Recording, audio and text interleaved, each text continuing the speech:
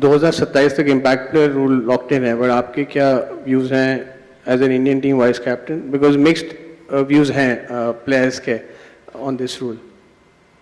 नहीं, मैं तो मतलब मुझे तो ये रूल मुझे अच्छा नहीं लगता है ऑब्वियसली, क्योंकि because of I am allrounder and उसके वजह से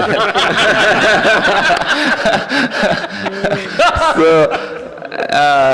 यू नो कि बैटिंग और बॉलिंग में पहले ऐसा होता था कि ऑलराउंडर पिक करते थे. Because of this rule I think every team management go with या पर्टिकुलर बैट्समैन या पर्टिकुलर बॉलर के लिए जाते हैं कि यार हमें ऑलराउंडर की क्या जरूरत है, वो दो. सो आई थिंक उसके वजह से मतलब मुझे एज ए मैं भी ऑलराउंडर हूँ तो मुझे वो रूल्स पसंद नहीं था. But at the same time हमारे हाथ में जो है वो अगर रूल्स है तो है, उसको हमें फॉलो करना है. बट अगर पर्सनल व्यू में आई थिंक मुझे लगता है कि मुझे वो रूल पसंद नहीं है.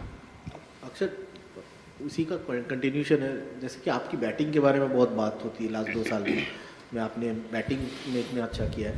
लास्ट ईयर आपने इतनी बॉलिंग नहीं डाली थी, ये क्या इम्पैक्ट रूल की वजह से ज़्यादा था क्या?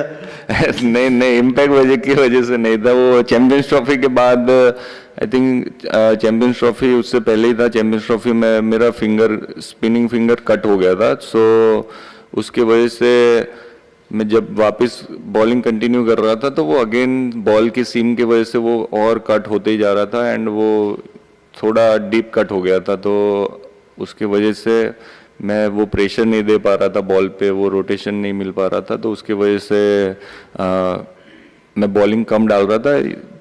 जितना हो सके उतना सोच रहा था कि अगर जरूरत है तो डालूंगा, अगर नहीं तो कि मैं अपनी फिंगर सेव करूंगा. तो बट अगर फिर after 7 matches I think most of the game में मैंने वो जब ये मेरी फिंगर हो गई अच्छी, उसके बाद मैंने सब में कंटिन्यू किया. तो इम्पैक्ट प्लेयर की वजह से नहीं था वो.